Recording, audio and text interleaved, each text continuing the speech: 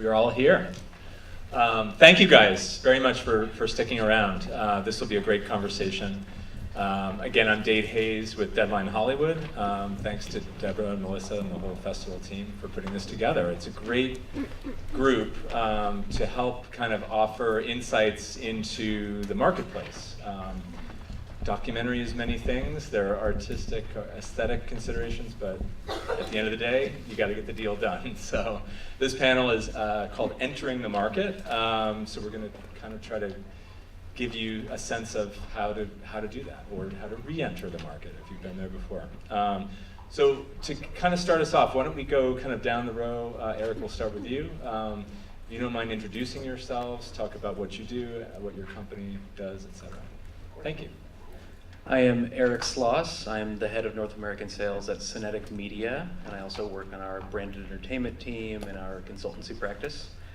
Cinetic does a lot of different things. We were founded about, 15 years ago to sell films, and we've kind of grown into a full-service media company, working across film finance, sales, we have a marketing team, we do corporate media advisory, and we also have a growing management practice. Matt Burke, I'm the director of sales at Submarine. We're a small sales agency. We do docs and narratives, but we're mainly known for our work in documentaries. We've been around for 10 to 12 years, and yeah, we work on feature films and series at this point and sell both domestically and internationally. Natalie Mooallem. I'm Senior Director at The Orchard. I head up our client team for film, sports, and television, and cover those three verticals, all types of films, everything from DTV to theatrical and so forth. Hi, I'm John Von Thaden. I'm the Senior Vice President of Acquisitions at Magnolia Pictures. We're an all-rights distributor based here in New York, and we also do international sales through another Magnolia International. Thanks so much, and welcome again to all of you. So I'm going to start off. They say not to ask yes and no, questions or binary questions. So I'm probably breaking a rule right out of the gate. But how is the market healthy? Would you say for documentary? If somebody just had you in an elevator, had 10 seconds with you, how's the market doing? Good? Not so good? What would you say at this moment in time? How the market is? Yes. I would say the market is probably healthier for documentary than it's ever been. That said, it's changing quite a lot, and there's a whole bunch of new partners and new models for distribution than there's ever been. So, in a short way, yes, absolutely. Though, the 7-figure acquisition prices are still the exception, not the rule. Yeah, I'd agree with that sentiment. Certainly, the last year hasn't been the best for theatrical with docs, so buyers are maybe a little less bullish than they have been in the past in that regard, but there's so many homes for documentaries right now, and people love consuming them in the home, so places like television and Netflix or Amazon, Hulu are obviously big parts of the market, but theatrical is always a great piece, but we're just hoping that buyers like John keep thinking that. Well, I'll argue with you, being that we released I Am Not Your Negro this year, which did that's over the exception. $7 million theatrically, so I'll play the exception on The that. #1 movie for Magnolia. It's one, yeah. Well, yeah, we are. It's a great point about we're sitting in a movie theater. We're at a festival. People experiencing work on the big screen. Many people, if not most, are kind of thinking theatrical thoughts as they make films, as they sort of go through the toil and sweat and anxiety of taking that journey. But it is a very multifaceted marketplace. John, you're absolutely correct that the question is, and I'll jump ahead to another question I had. So partnering with other platforms. Many of you, if not all of you, have done those kinds of deals. I'm Not Your Negro, I believe, had a Netflix component in it? No, we bought that. Right, you said all rights, sorry, my bad. But many times there is that critical component of a television partner, a theatrical, a partnership between theatrical distribution and other platforms. Is that, would you say, more prevalent, less prevalent? Is that something that, more importantly, the audience here should is there kind of a buyer beware element to it? You know, talk a bit about that aspect of the market, if you would. Of course. I mean, the reality for most documentary films, with I Am Not Your Negro being, of course, the exception, is that television or SVOD, like Netflix, Hulu, Amazon Prime, etc., is a good portion of the value of the domestic sale of the film. iTunes numbers are not as reliable as they were several years ago. Theatrical is obviously not as reliable as it was a couple of years ago. So it is often the case that television and SVOD kind of supports the release of a film. So in many ways, it actually becomes an essential component of any kind of distribution plan. It's not the only component, of course, and it's not the only way to get the film into the world, but with someone like, you know, Netflix coming in to support the first television window, so to speak, that actually frees up a lot of opportunities for other platforms and other kinds of releases down the line, because you have that component in place. Yeah, I mean, Natalie, do you have experience with this from, because you talked about the different aspects to your role. The Orchard is known for being kind of a multi-dimensional company. Yeah, and I think the past year or two, we've seen filmmakers really focused on SVOD deals, and SVOD being a big part of your early conversations. I also think, from what we've seen internationally especially, that AVOD's becoming a conversation, and the shelf life for films is shrinking. You know, like after a year, you're no longer new. So I think people are looking at creative windowing strategies, not just shrinking down windows, but, you know, being creative, overlapping, trying new partners. I think it's kind of a wild west. Everybody's trying different things, and the advantage of a distributor is you have the volume to look at what's working, what people are doing. And this was brought up briefly a moment ago. In terms of measurement and understanding, I mean, you talked about iTunes. You could really make that statement about several of the digital players. We still have some blind spots, right, in terms of that data.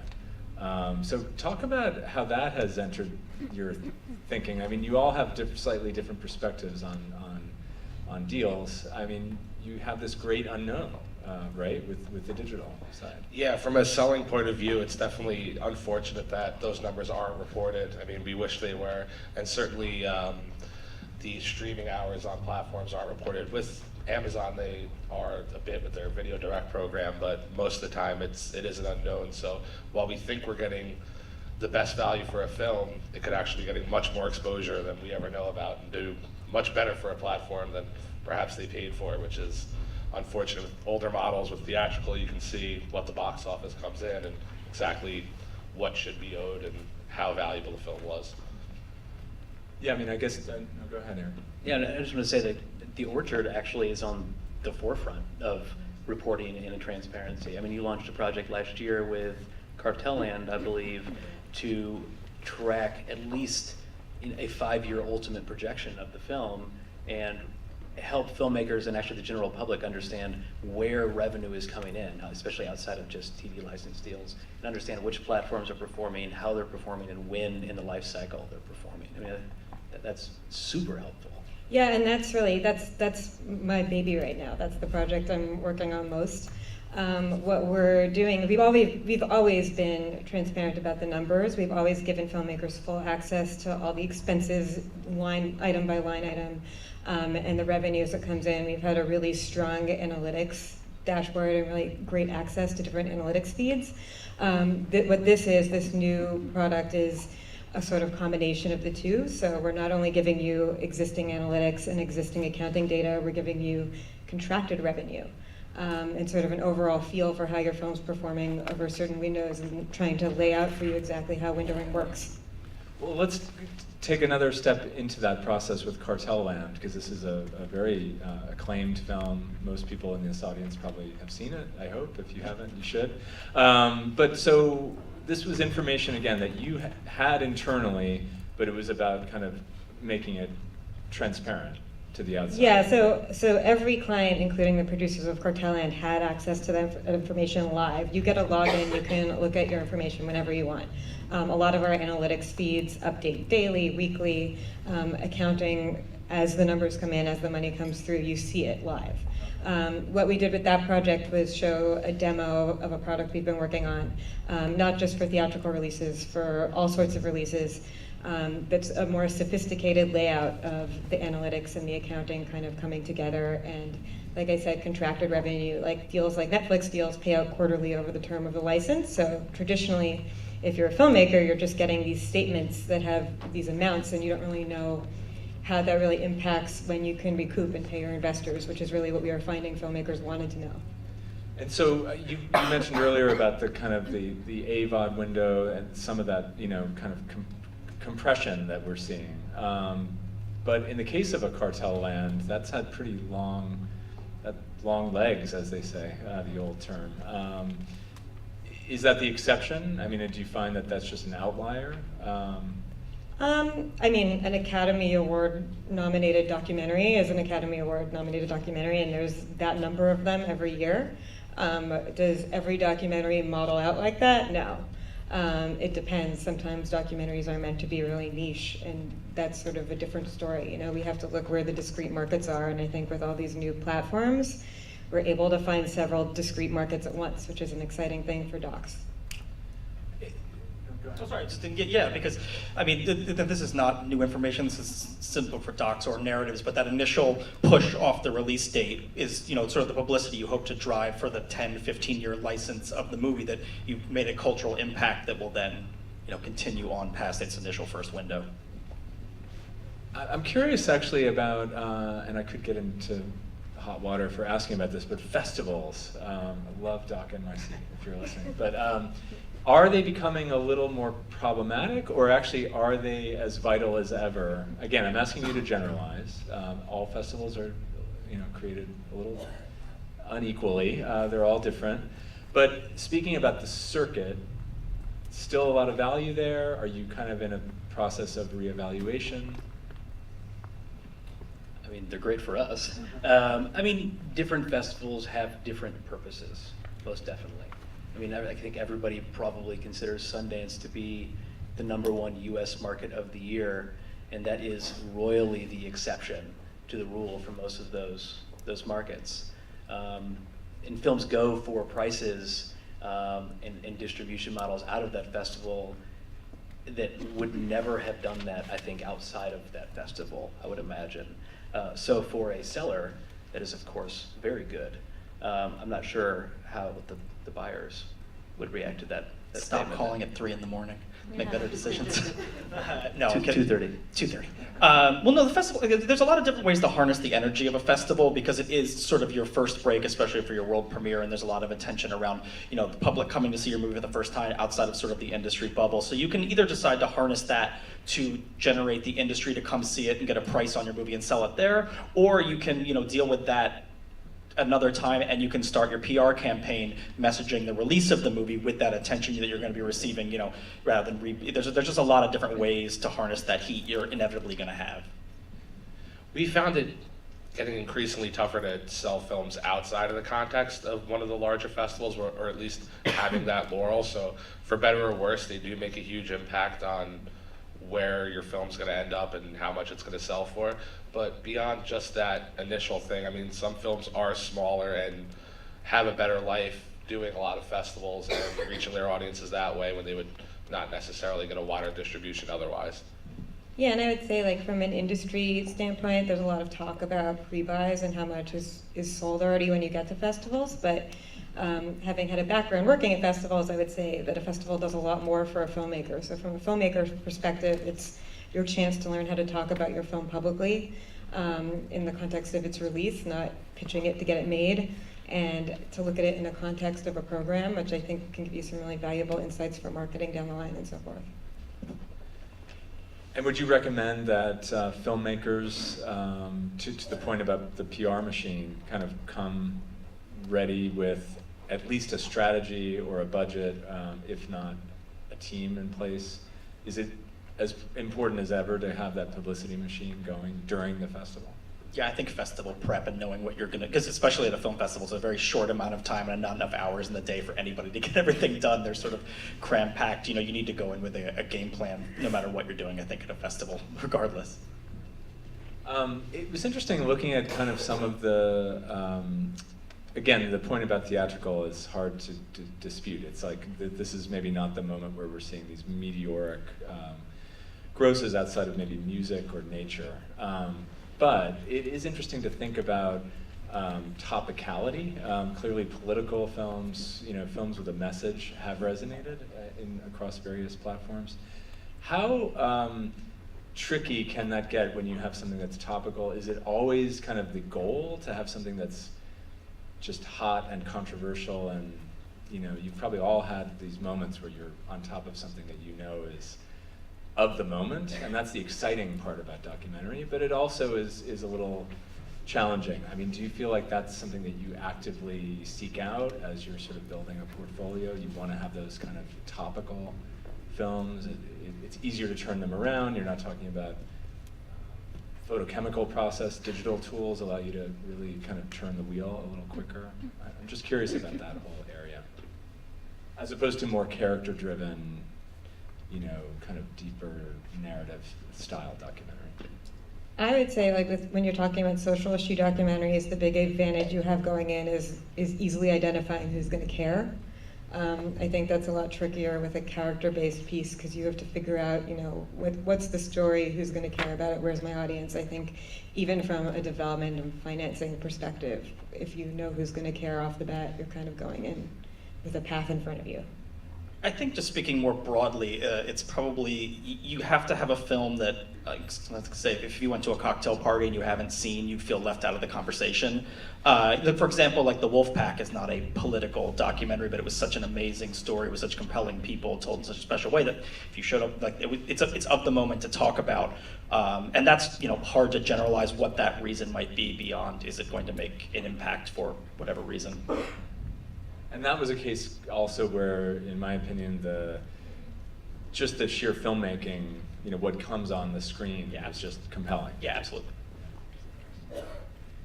Do you find that there are decisions along the way, or just, I guess I would, let me rephrase, if certain films kind of begin as features and then they get a longer lease on life, multiple installments, maybe arguably a little bit outside of the scope for many of you, not Submarine, not Cinetic, but just curious about that line between feature and episodic. It's getting blurrier by the moment. We're coming off an Oscar year of OJ, we're coming off of Making a Murderer. There are all these really remarkable milestone long form, episodic works, festivals embracing them more and more. Just wondering if you see a kind of increasing commingling of these, or do you still kind of draw the line with feature versus non-feature? Just again, from a business standpoint, from a sales standpoint. Well, we've had things that at very early stages you could see they could exist as either, and have been pitched sort of side by side as a series or a feature. Some of those have gone on to be series, many more have been to features, but I think everybody kind of wants a doc series right now, and it's difficult to actually have enough meat on that bone, and people are, I think, artificially trying to make some series. So while there's a great appetite for it, it's about the storyteller to know how long something can sustain. Are you finding that too? I think the limited series is it's in its boom time, and OJ allowed for us to all believe that many topics can have sustained 8-hour conversation about them. Again, exception, perhaps maybe not the rule, but it's definitely opened it up, and it's opened it up for awards consideration where it wasn't previously living. That said, the thing to consider is that the way a series is financed and sold is substantially different than the way an independent film can be financed and sold, because there's far fewer platforms for that piece of content to live. So a series, by necessity of its length, kind of needs to be financed, at least in part, through a network. And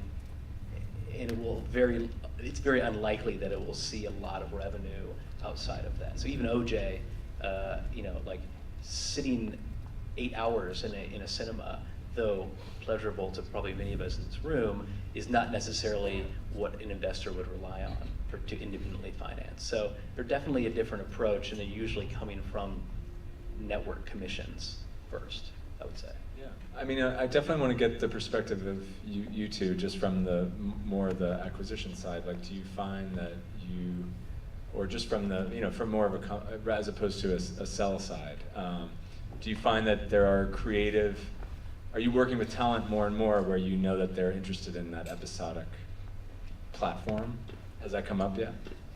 I mean, talking with filmmakers, it always comes up, and I think a lot of the time, at least in my experience, it starts with, how long does the story need to be? Is it a 70-minute movie? Is it a 120-minute movie? Or is it an 8-hour movie? And, I hate to use the term Wild West, but there's so many different ways to, get things out there these days, and, it's a little bit more flexible and creative. So, filmmakers definitely have a little bit more leeway to work with length as opposed to just the confines of the old school things. A lot of what I think all four of you are involved in every day is kind of matchmaking, right? You're sort of trying to find the right match with the material, the personalities, and where a film is going to live and prosper, right? So I'm curious if you have had moments where you have to kind of, it isn't always necessarily the high offer that prevails, right? There's many times, you probably all have stories where, a match was made in heaven and it wasn't the highest dollar amount. Is that getting harder and harder to kind of, as you noted, the million plus, upfront acquisitions are fewer in number. The money's being spread around a little bit, the economics have changed. Is it, I don't know, harder to persuade someone like, well, they're not going to give you as much up front, but here are the other pluses and minuses? Or from your end, we're not necessarily going to outbid Netflix, but we will actually keep our eye on the ball, or we'll do X, Y, and Z in a way that they won't. I mean, are you finding that happens more now? Yeah, with Netflix coming onto the scene, and just if anybody's not aware, if Netflix buys a film as an original, it's like all rights in perpetuity, no exception to that, at least as of yet. So turning down an offer that looks like $1.5 million more than an all rights offer for a particular territory, it can sometimes feel like a tough sell. That said, there is no more revenue after that Netflix acquisition, which can, of course, be fine if that number is where you want it to be. But there are other opportunities, and you have to decide whether you want to forfeit the potential upside of your film. Additionally, it only lives and is only seen by 100 million people. And that may or may not be enough, right? And it may or may not be the audiences and the way of viewing that you want. So there's a lot of different things that go into that decision. I don't necessarily think money is always the only one, but the idea of protecting the upside is certainly always in consideration, and something that I imagine we're both thinking about constantly. Yeah, I mean, I think our primary function is to help people satisfy their aims for their film. Obviously, you want to get recouped, you want to make money, you want to be able to keep making films, but some films have, a real want to have some social impact. Some films want to be seen as broadly as possible. Some filmmakers really want theatrical. Others would love to be on Netflix and only Netflix. So it's about navigating those borders of, A, your financial considerations, and B, your ideal goals. And we've seen, we've done a lot of business with Magnolia and the Orchard over the years, and we've seen filmmakers go with both of those companies over maybe bigger deals because they thought the team was right, or they really connected to the material, or their release strategy was what they were envisioning. So it's hard to say no to a big bag of cash sometimes, but that's not always there. And you're just really looking, it's a marriage at the end of the day, and your rights are going to be with somebody from 5 to 25 years, and you want to make sure that's a good match from the beginning. Yeah, and I also think that, there's a sense of urgency now. People go to festivals with their movies, they have this Amazon deal on the table. They feel the clock ticking. Do I just grab the check now and pay back my investors and move on with my life? Or am I willing to wait 7 to 10 years and get quarterly payments and see what happens, see whether people connect with my movie? I think it's a lot of pressure when you've worked on a film for a while and you're the filmmaker and you're walking into that. So, it depends on what you need most at the moment too. Sometimes filmmakers just want the cash and they want to move on. Sometimes they, like you said, want to reach broader audiences, want to find untapped audiences, want to play with new platforms, want to market their film. You know, like I think, do you want control of your marketing or not is part of the question too. I do think that's a critical question, because you certainly hear it on the TV side that, you know, there's no muffin basket on opening day. You know, there's no sort of TLC or you know, I mean, they've certainly done many things that are hugely positive, but I think one bit of feedback is the lack of notes kind of cuts both ways. The lack of, you know, hand-holding. Yeah, and that's one of the things we pride ourselves on at Magnolia Pictures, is that we're very collaborative in marketing. No one knows your film better than you. I mean, certainly you wouldn't go with a distributor if you didn't expect them to have some expertise and want that on your side, but I think it needs to be collaborative with the filmmaker, and that's usually the way it works best. Now, just in characterizing the overall marketplace, I mean, there used to be this notion of a minimum guarantee, or MG. Is that just a kind of artifact from days gone by? Do you feel like it's very much part of the conversations that you're having all the time? And if so, like in documentary, what ballpark it for us, what range people should be thinking about? And you can disabuse this whole audience of thinking too aggressively. I would say between $0 and $6 million. Excellent. I mean, it's really a hard thing. So the minimum guarantee is essentially an advance of cash against any future revenue. And it very much exists, but the cases in which it exists are film by film. So there are opportunities. There are multiple films in the last several years that I know sold without an advance and performed better than they probably would have with an advance. And I think we all probably know the opposite is also true all the time. So the advance exists and it's still very healthy.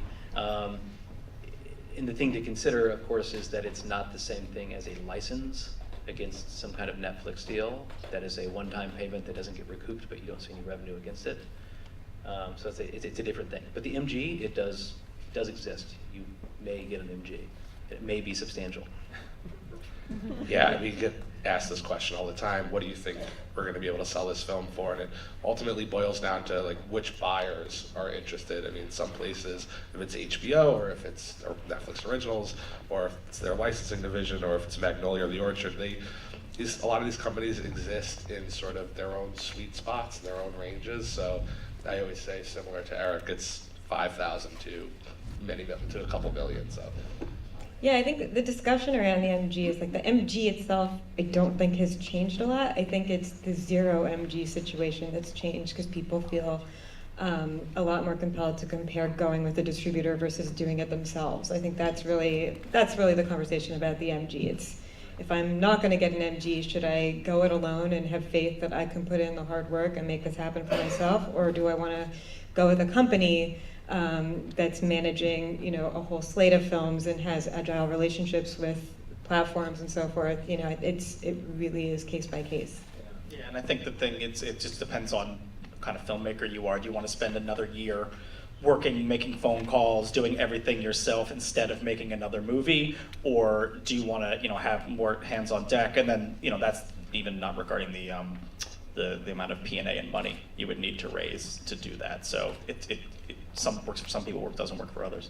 And furthermore, even with like a no advance deal with a smaller distributor, they have abilities that even us as sales agents don't necessarily have. I mean, they're working with a lot of these smaller platforms that we'll never really do direct deals with, but they can do, you know, non-exclusive deals with 5 or 6 AVOD platforms and cobble something together for your film that way, or, you know, be direct with all of these different transactional platforms. So yeah, having somebody with the muscle and the knowledge behind your film.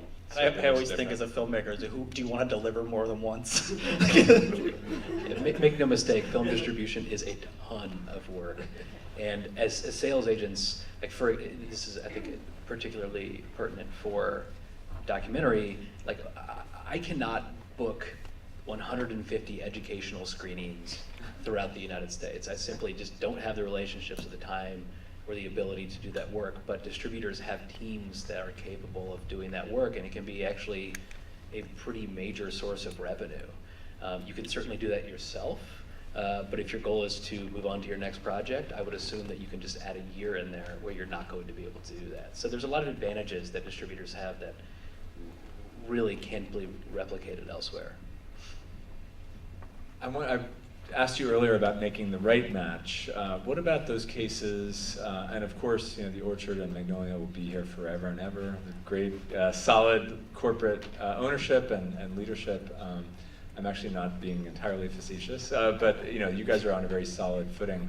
We're in a marketplace now where there have been some, shall we say, problem distributors. We've read a lot about one of them right here in New York City, but there have been a few others over the last, year, 2 years, 3 years, as well as on the digital and the TV side.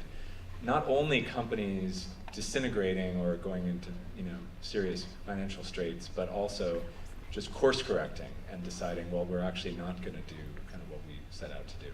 So what things can the audience be thinking about in terms of that contingency? I mean, is that something that is usually kind of provided for in most deals? Do you think people should be kind of keeping their head on a swivel in this regard? Yeah, not always. So, I mean, a lot of companies won't provide for that in their deals. So if you're setting out and making a deal, you want to make sure you have an outside release date at minimum so they can't shelve your film and release it in 5 years from now if they want to.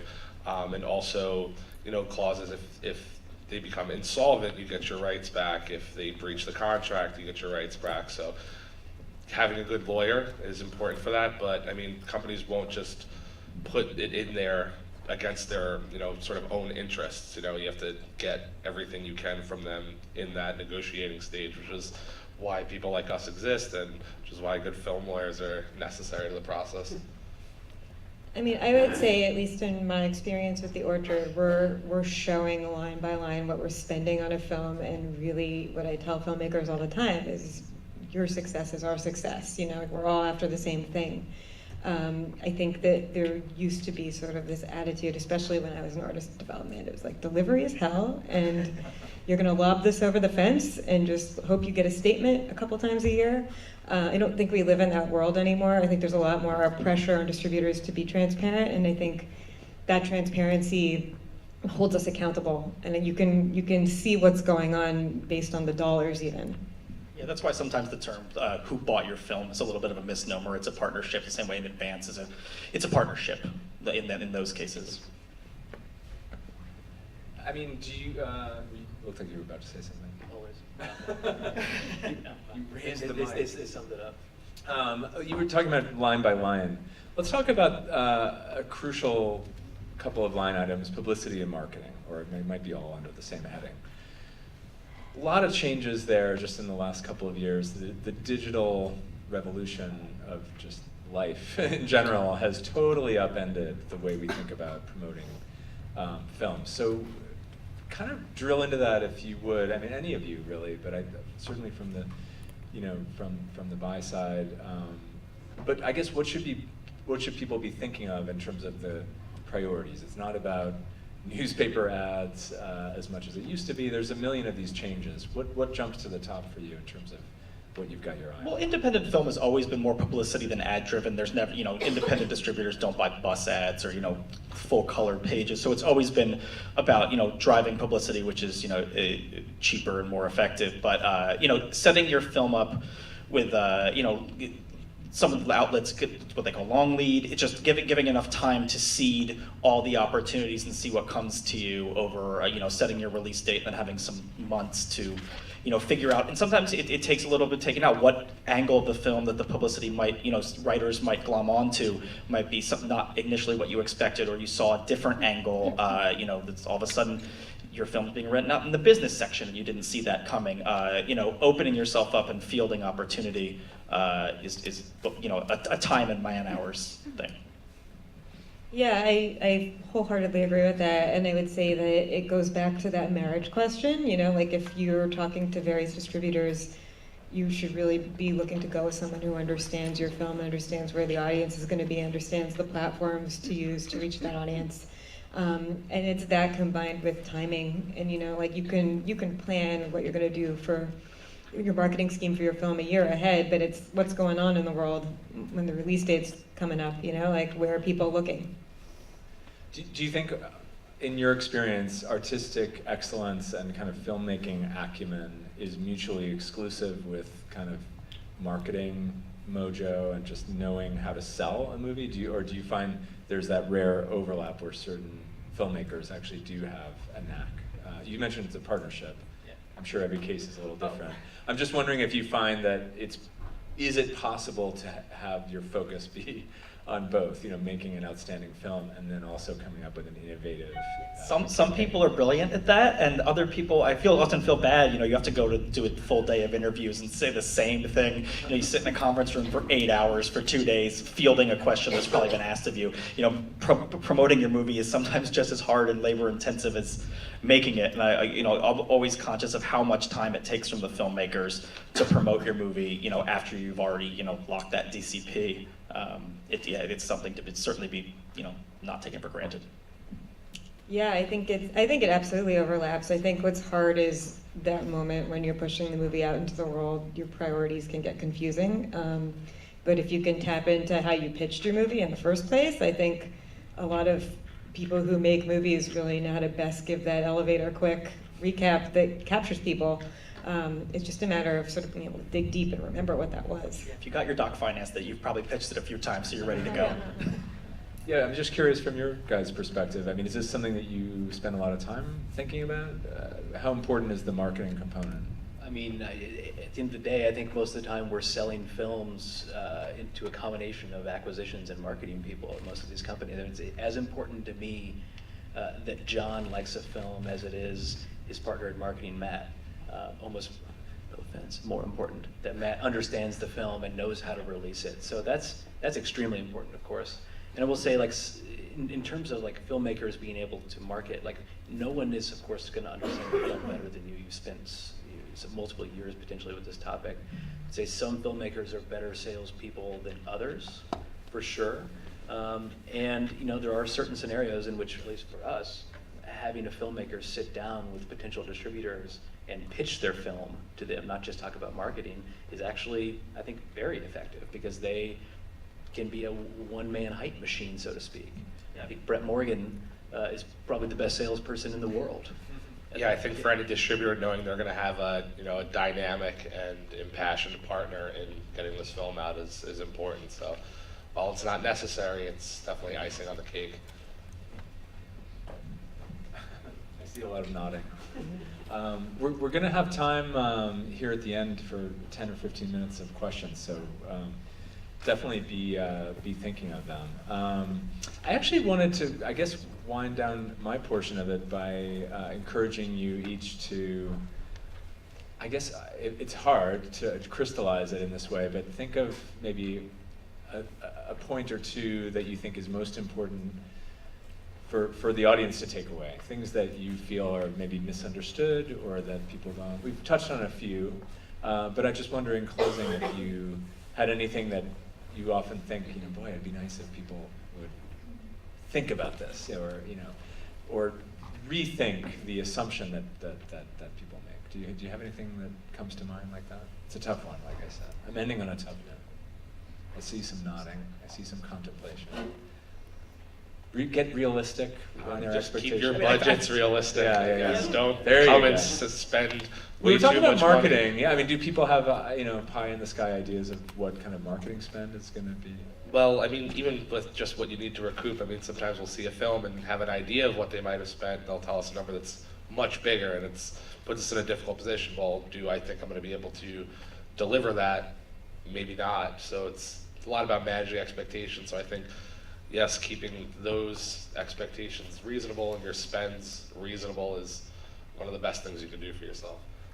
Yeah, I would say don't come into the market with a particular expectation of the route that you would like your film to go.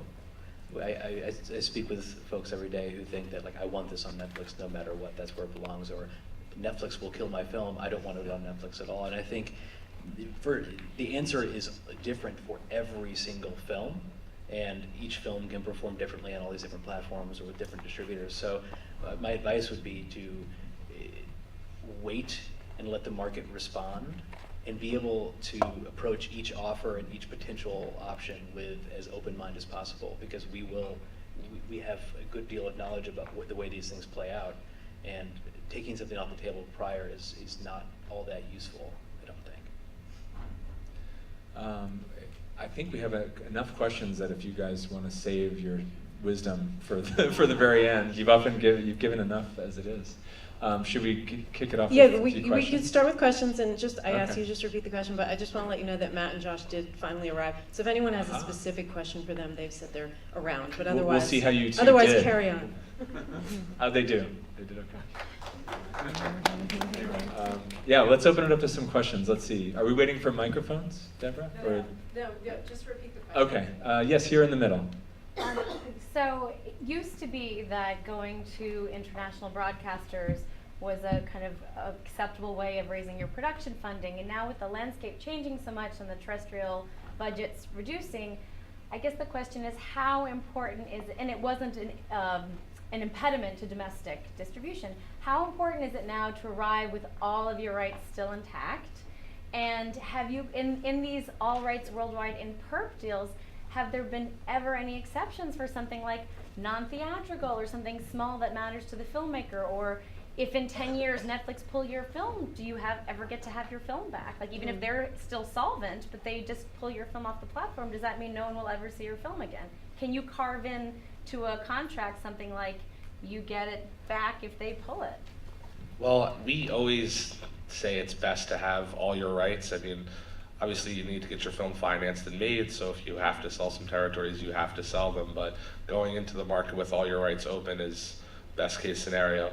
But not all of those worldwide deals are these perpetuity in buyouts. There's also just licenses with some of these platforms. There's also buyers that buy rest of world, just not North America. So you could do a 3-year license with Netflix for a good amount of money and then still have all, you know, your non-theatrical and all the other rights. In some of those and perpetuity deals, we've seen some flexibility where they'll allow for some non-theatrical screenings, but it's very small, yeah. And if you do, pre-sell or international territories, having a plan for when they will exploit it, just so you don't come to a U.S. festival and it's going to be on German TV next week, and you aren't qualified for the Oscars all of a sudden, things like that. Yeah, and I'd add that, we want our sales team out there with the most leverage possible with your film. So having more territories is really a big one, and a better suite of rights.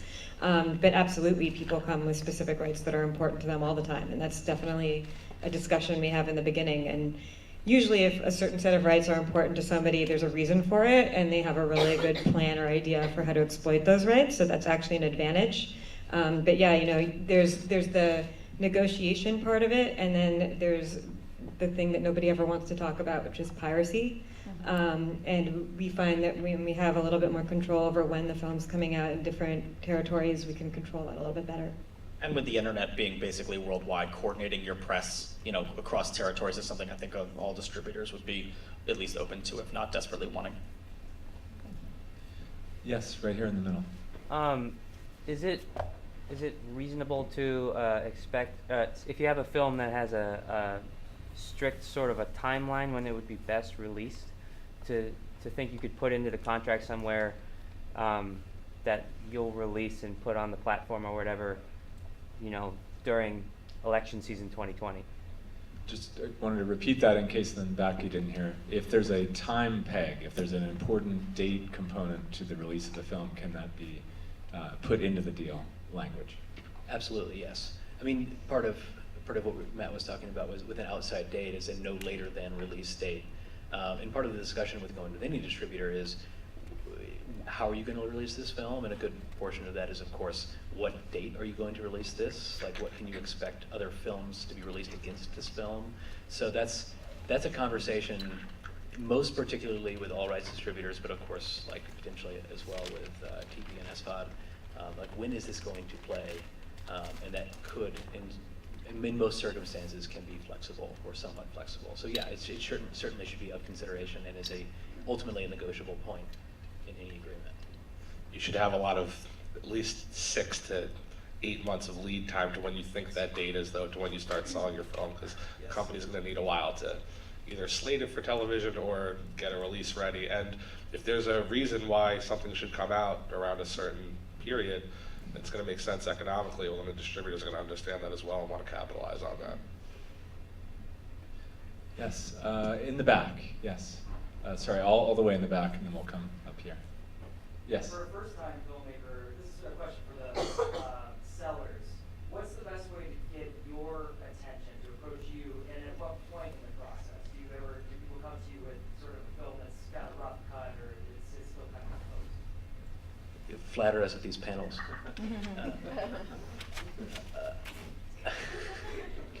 Too much? No, I thought you were going to stop.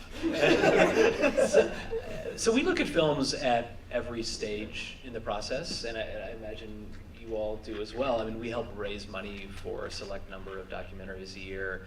So it really kind of depends. I would say the time at which we engage officially on most films is leading up to a festival.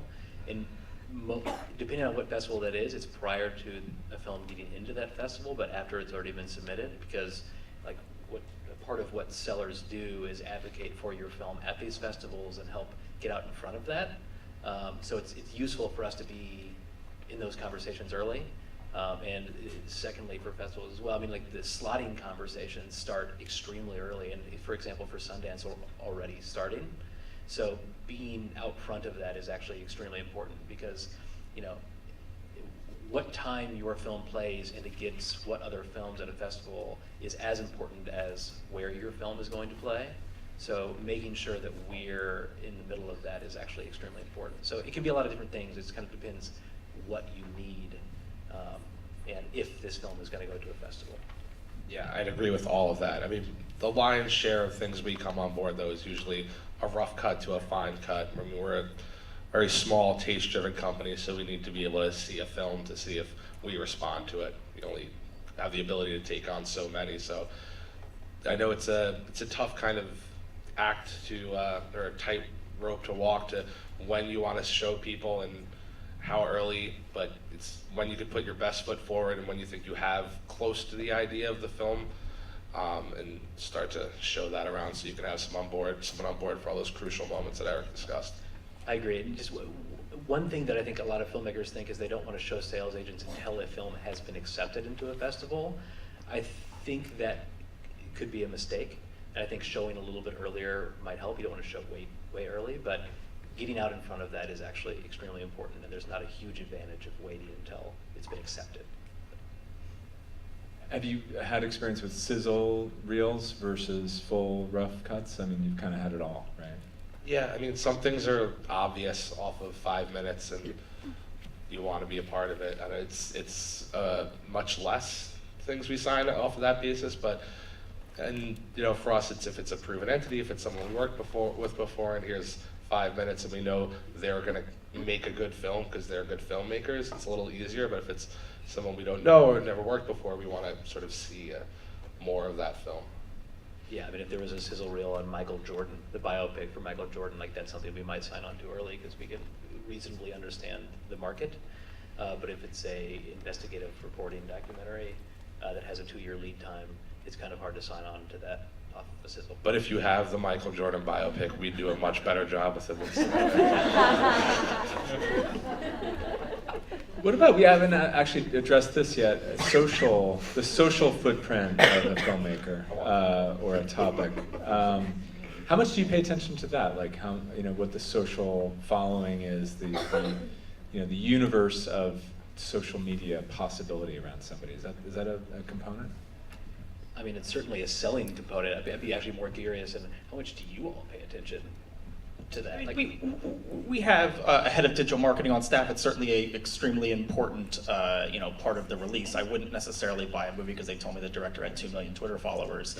I mean, that in and of itself is not that. But creating chatter in the same way as if someone was in person, just sort of creating that bubble is certainly very important.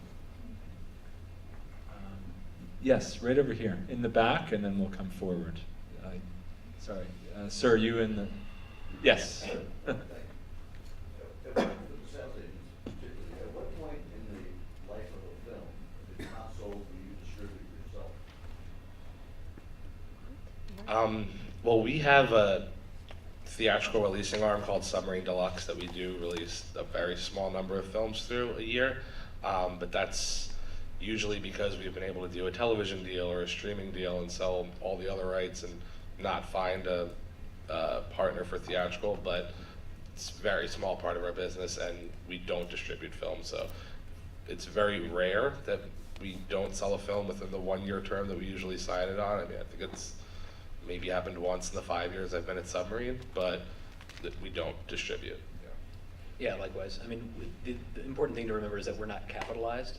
So if we were to distribute a film, we'd have to raise third-party financing to do so, which is a good deal of risk, and it's not usually a high priority for us. We have done 5 or 6 films, but that was kind of a separate project. Let's stay here in the white shirt, and then we'll come down here. Yeah. In terms of genres or themes in the near-term future, where do you see the biggest growth potential? Are there some trends that you're noticing now that are quite interesting? Michael Jordan docs. I mean, music is in terms of monetary value, music is the hottest topic right now, I would say, that I can think of. I guess poaching has been pretty big too. It's a question, it's like an evergreen question, but usually by the time it's being asked, whatever answer I would give would be so passé by the time you'd make a film, that it's just not a good motivator to make a film, I think. Yes, down in the front here.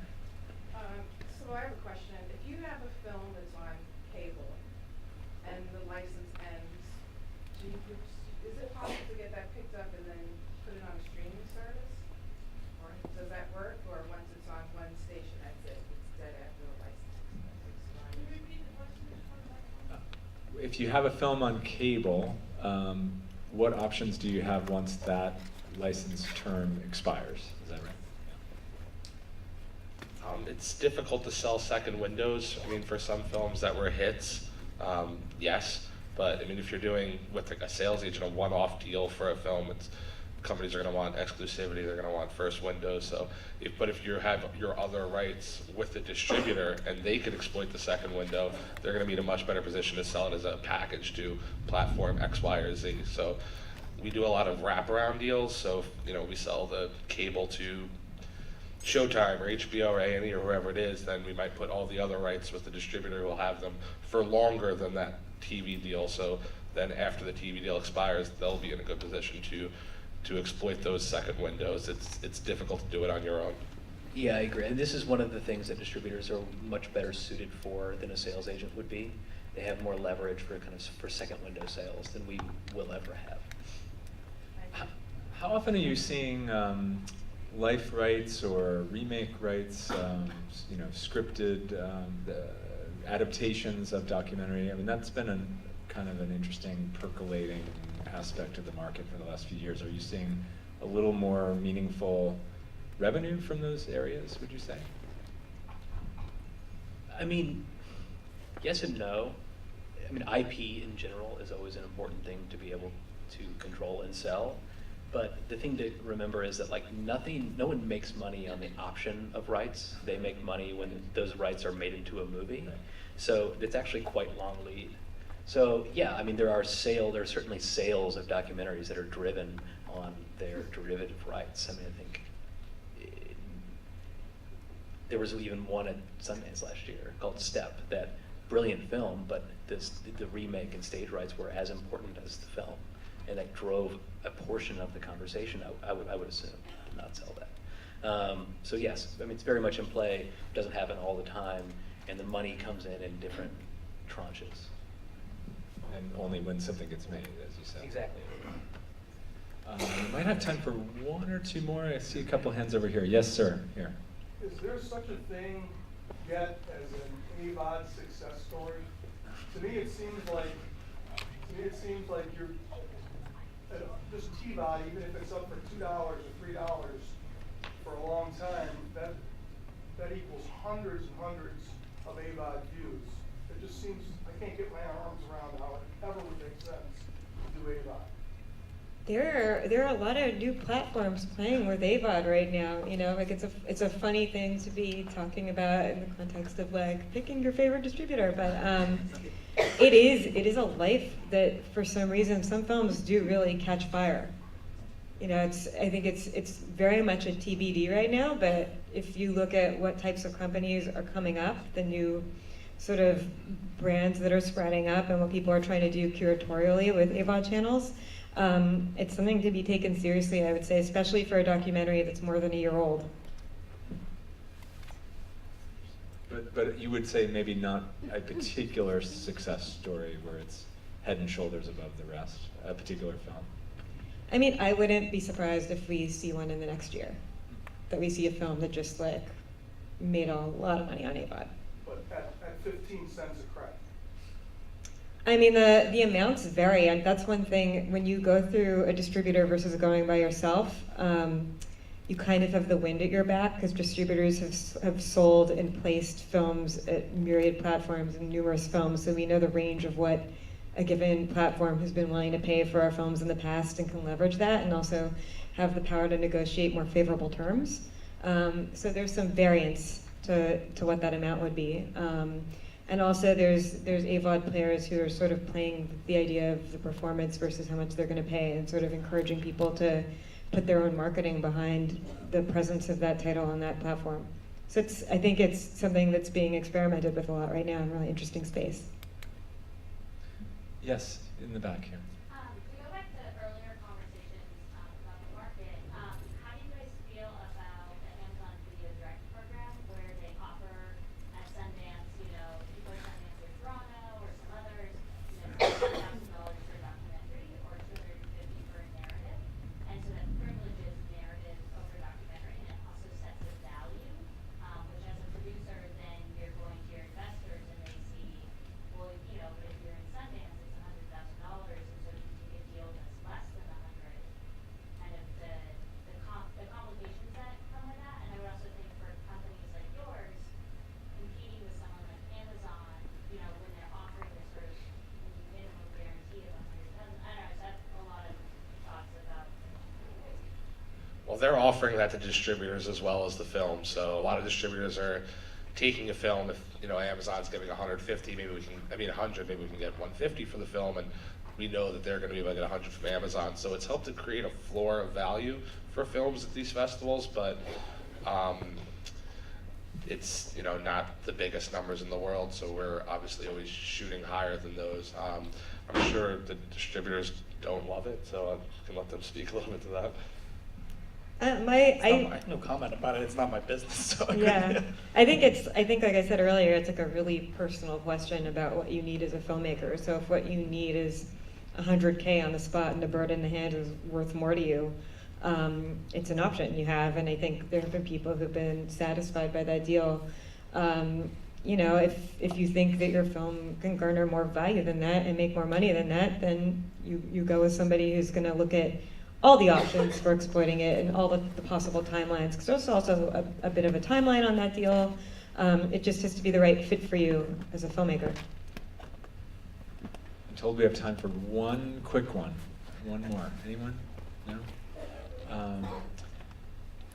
Well, we can all go to happy hour. How does that sound? Thank you so much.